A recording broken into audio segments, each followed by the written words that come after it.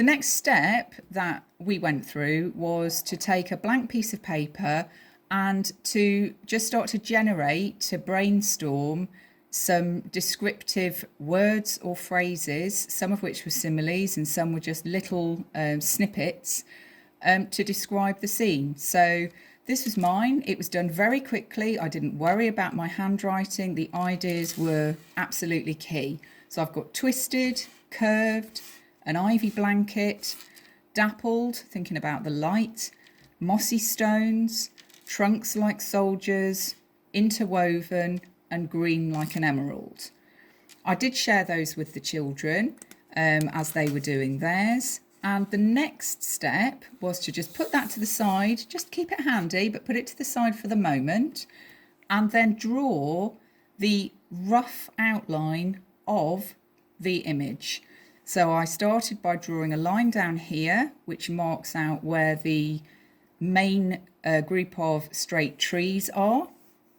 And then I drew, it's almost like an onion shape for the first archway, and the two smaller ones inside, just the outlines very lightly. And I also drew a horizontal shape to represent where the line of rocks comes in. And at this point, what you want to do is to start filling in those shapes with your ideas, with your words that you've generated on your sheet or any that you have magpied from this clip.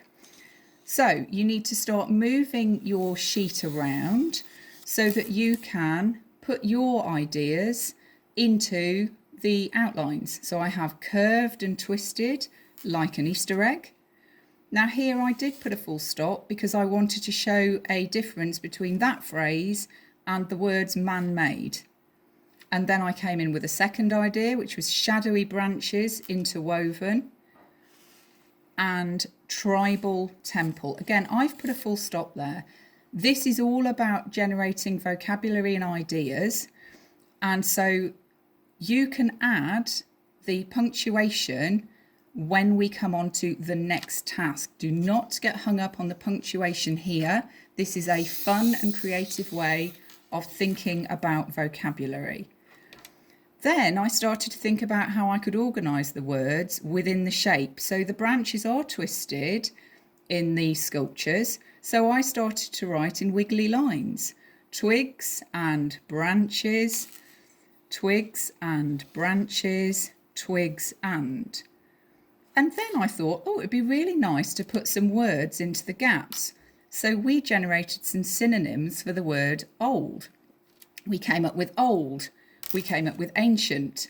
And then Mrs. Chen had an idea, which was to change colour so that you could see the different ideas. So then we came up with decrepit, aged, historic, remnants, and Roman. The next stage that I went to was to work on a particular section. So I then started to look at the trees, and I will show you this way up, and then I'm going to twist the paper so that you can see how the ideas came in. So it's quite hard to see at the moment because at this point I was still working in pencil. So I have dark textured trunks like uniformed soldiers, brown bark, brown bark, brown bark. I have leaf litter, leaf litter, leaf litter. And then going the other way, just for a contrast, I thought the space between the trees looked rather uninviting. So I just repeated the same word several times. So you have gloomy, gloomy, gloomy, gloomy, gloomy. And dark, dark, dark, dark, dark, dark. But I came back to that idea of using colour. And I think this does add a certain amount of help when you actually look back at the picture. So I'll turn it to the side again, and it's much clearer. You can see that I've written about the darkness and the shadows and the gloominess in a grey colour. And I've made the tree trunks, all those words and phrases to describe those, they come through in brown. And I've put the words leaf litter in green. if I can put my incomplete work together, in fact, if I fold that over, again, this is live, children. This is part way towards a completed word picture. We're definitely not there yet. But here are some examples of some that the children did in school today. They are not complete either, but it might give you some good ideas to work from. So this one's quite an artistic version. You can see that some of the words have been put in shades of green, some just in pencil or black.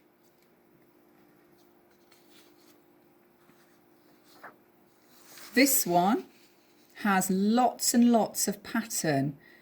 This child has really focused in on the weaving of the branches and has reflected that in the way that she's organised the phrases that she's used.